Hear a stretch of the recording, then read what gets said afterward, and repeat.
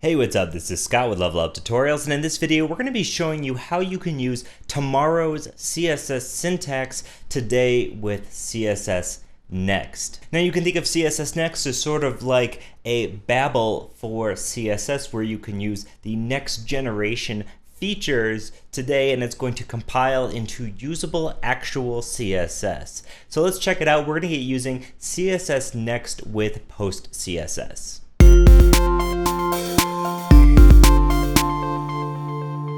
So as you can see here, we're going to be using CSS Next, which as it says here is the future of CSS. Now, you can think of CSS Next as sort of Babel for CSS. If you haven't used Babel, it essentially is a transpiler that allows you to use ES6 or JavaScript 2015 or whatever you're calling it features today, and it will essentially output usable JavaScript that's going to be usable by browsers today instead of future browsers.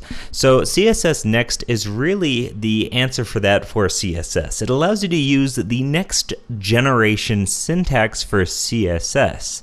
Now that's pretty awesome simply because then you're not essentially selling yourself into a camp of Sass or Stylus or any of these other syntaxes that aren't actually a part of CSS and they're sort of their own syntax.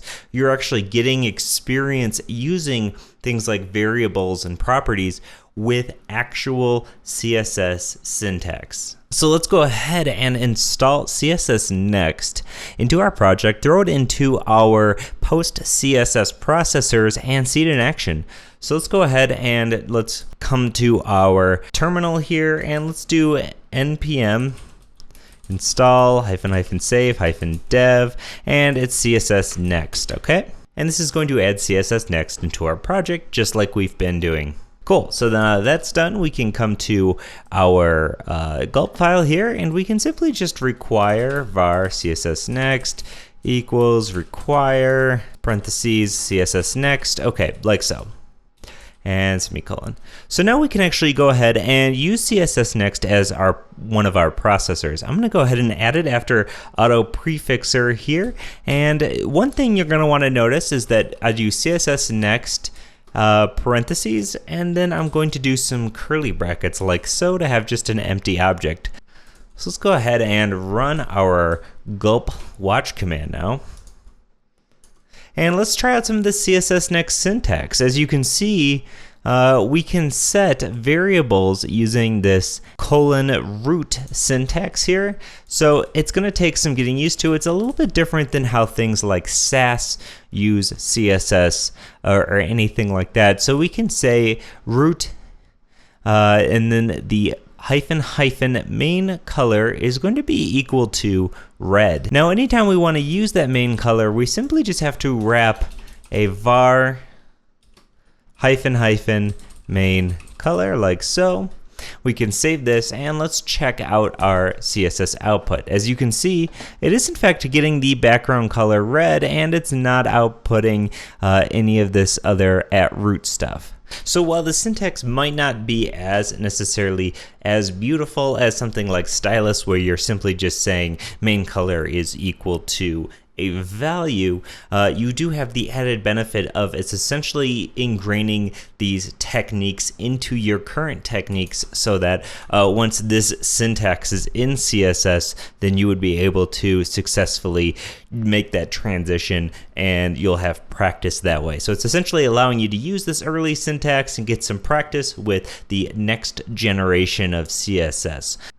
So you can see some of the features here. We're not going to go over all of them, but you can just head over to cssnext.io, check out the features. There's things like semantic media queries where you can have a custom media query where you're essentially giving it a name, small viewport, and then that way every single time you're defining that media query, then you can just use -- viewport, and then that's going to be a more readable media query, maybe like what you'd be used to with variables in a CSS preprocessor. And then they also have things like media query ranges. They have things like custom selectors, and there's even a color function which allows you to modify something using an alpha channel to give you sort of an RGBA. I mean, if we copy this line here and let's paste it in and let's see what it compiles to.